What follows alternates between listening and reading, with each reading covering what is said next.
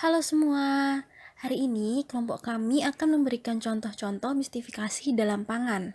Sebelumnya kalian tahu nggak sih ada 8 kesalahan yang sering terjadi di kehidupan kita?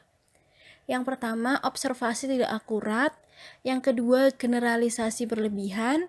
Yang ketiga, observasi selektif. Yang keempat, pengambilan keputusan yang terlalu luas. Yang kelima, perekaan informasi. Yang keenam, penalaran yang ilogis. Yang ketujuh, keterlibatan ego. Dan yang kedelapan, ada mistifikasi. Sebenarnya apa sih mistifikasi itu? Mistifikasi adalah suatu keadaan yang membuat kebingungan di masyarakat atau ketidaksesuaian pernyataan atau klaim sesuatu dengan keadaan yang sebenarnya. Nah, kita langsung aja ke contoh-contoh mistifikasi. Mengkonsumsi air putih dingin bikin gemuk. Pasti kita tidak asing dengan kata-kata tersebut. Sebagian orang mempercayai bahwa meminum air es dapat mengentalkan lemak yang ada di dalam tubuh, khususnya pada bagian perut. Hal tersebut sangat tidak benar.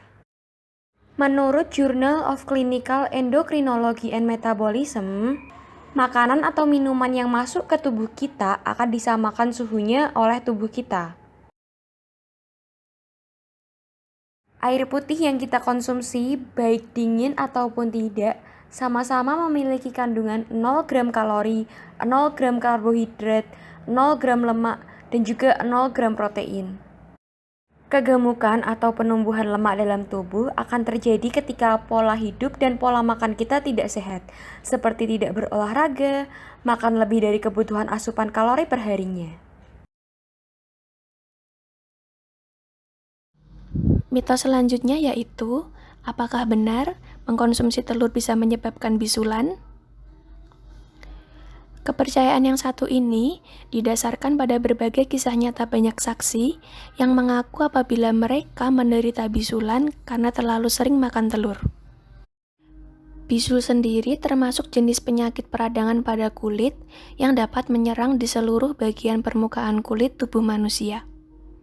Namun, pada umumnya, bisul ini akan menyerang orang-orang yang tidak atau kurang menjaga kebersihan kulitnya. Secara medis, bisul disebabkan oleh infeksi bakteri Staphylococcus aureus pada folikel rambut. Pertama-tama, bakteri ini akan masuk ke dalam kelenjar keringat atau akar rambut, lalu kemudian menyebabkan peradangan. Inti bisul akan berisi nanah kental yang mengandung bakteri dan juga sel-sel darah putih. Nanah tersebut merupakan hasil pertempuran antara sel darah putih dengan bakteri penyebab bisul.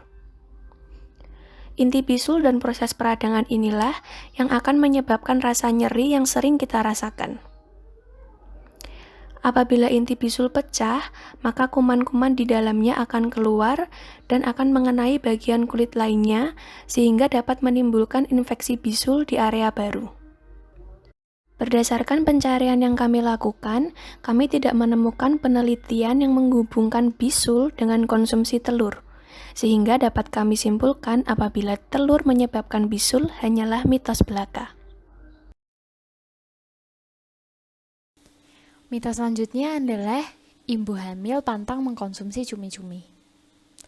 Mitos yang berkembang di tengah masyarakat Indonesia pada ibu hamil adalah pantang mengkonsumsi cumi-cumi karena dipercaya anak yang dilahirkan akan berjalan mundur seperti cumi-cumi, kulit anak menjadi biru atau hitam, janin akan terbelit dengan ari-ari ketika dilahirkan, ibu dan anak akan terkena penyakit gatal-gatal, bayi akan lahir sungsang dan sulit dilahirkan, serta ari-ari akan lengket.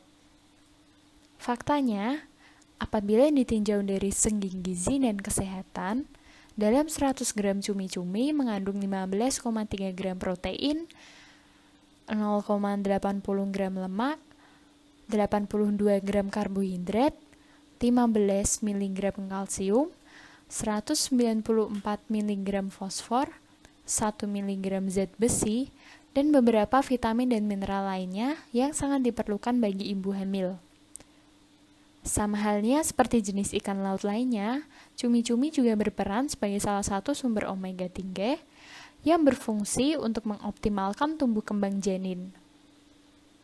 Hasil penelitian membuktikan kandungan asam lemak tak jenuh tertinggi dalam cumi-cumi atau sotong adalah DHA, yaitu sebesar 18,5%. Omega 3, terutama EPA, dan DHA dapat meningkatkan pertumbuhan dan perkembangan kognitif bayi, anak-anak, ibu hamil, serta mengurangi resiko penyakit kardiovaskular. Jadi dapat dipastikan bahwa mitos tersebut adalah salah. Selanjutnya ada selai coklat yakni Nutella. Biasanya menikmati roti panggang, martabak, dan aneka hidangan manis lainnya akan terasa semakin nikmat jika menggunakan selai coklat. Dan tidak dipungkiri bahwa salah satu merek selai coklat yakni Nutella menjadi pilihan populer terutama di kalangan generasi muda. Namun sepertinya harus berpikir 2 kali sebelum mengonsumsi Nutella karena kandungannya. Komposisi satu toples Nutella diketahui terdiri dari coklat, minyak sawit, kacang hazelnut, gula, dan susu bubuk. Di dalam setiap iklannya, perusahaan tersebut menjelaskan bahwa produk mereka mengandung hazelnut tanpa pewarna buatan atau pengawet, sehingga tidak masalah jika dikonsumsi setiap hari atau diberikan kepada anak-anak. Tetapi pada kenyataannya di dalam iklan tersebut tidak dikatakan bahwa lebih dari setengah toples Nutella itu merupakan gula murni. Pada setiap label nutrisi, selai coklat itu dinyatakan bahwa terdapat 21 gram gula per 37 gram Nutella. Kemudian bahan yang paling banyak digunakan adalah minyak sawit yang merupakan lemak padat. Banyak yang menyebutkan kalau gula adalah pangkal dari banyak penyakit, sebut saja diabetes mellitus. Untuk itu, jika menyukai Nutella, berwaspadalah terhadap gula yang berlebih karena ternyata Nutella banyak mengandung gula di dalamnya. Setiap 2 sendok makan Nutella mengandung 5 sendok gula pasir. Kebayangkan betapa bahayanya kalau kita konsumsi setiap hari.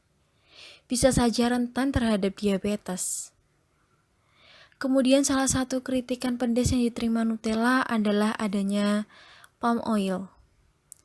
Pada dasarnya, palm oil memang banyak digunakan di berbagai jenis makanan, seperti coklat, kue, ataupun roti untuk membuat makanan tersebut lebih cepat lumer di mulut atau lebih mudah dioleskan. Biarpun begitu, kita perlu hati-hati dalam penggunaannya, karena banyak penelitian yang menyebutkan bahwa palm oil bersifat karsinogenik, yang artinya dapat memicu kanker di dalam tubuh. Jenis minyak ini bisa menyebabkan inflamasi di dalam sel tubuh sehingga lebih rentan terhadap terjadinya kanker. Dan yang terakhir adalah susu kental manis ternyata bukan susu. Selama ini, banyak yang beranggapan bahwa susu kental manis adalah minuman yang direkomendasikan untuk mendukung kesehatan dan pertumbuhan pada anak. Namun pada kenyataannya, kadar gula dalam susu kental manis tidak cocok apabila dikonsumsi secara rutin. Tingginya kandungan gula pada susu kental manis yang mencapai setengah dari komposisi total, menjadikan susu kental manis tidak cocok bila dikonsumsi sebagai minuman yang rutin diminum setiap hari, terutama bagi anak-anak. Menurut Badan Pengawas Obat dan Makanan, kandungan yang ada dalam susu kental manis ialah 20% susu dengan protein 8% dan lemak 6,5%. Sisanya adalah air dan gula. Mengonsumsi susu kental manis secara rutin dan berlebihan dapat menyebabkan berbagai permasalahan kompleks, seperti memicu obesitas, memicu diabetes, menyebabkan kerusakan ginjal, dan dapat menyebabkan karies gigi. Hal itu terjadi karena jumlah nutrisi yang terdapat pada susu kental manis sangatlah minim. Dari iklan yang ditampilkan, membuat persepsi orang tua memahami bahwa susu kental manis dapat dijadikan sebagai pengganti susu murni. Namun, bila dilihat dari kandungannya, seharusnya produsen menghapus atau meninggalkan kata susu pada label kemasannya, karena dapat menimbulkan salah persepsi konsumen.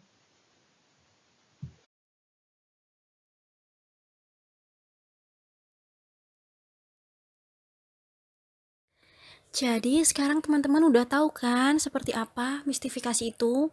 Meskipun biasanya mistifikasi digunakan untuk keperluan komersial, namun alangkah lebih baiknya apabila suatu produk dapat dipertanggungjawabkan antara klaim dengan realita pada produk tersebut. Dan untuk para konsumen, sebaiknya kita semakin menjadi konsumen yang cerdas, yaitu dengan membaca komposisi dengan cermat. Terima kasih dan sampai jumpa.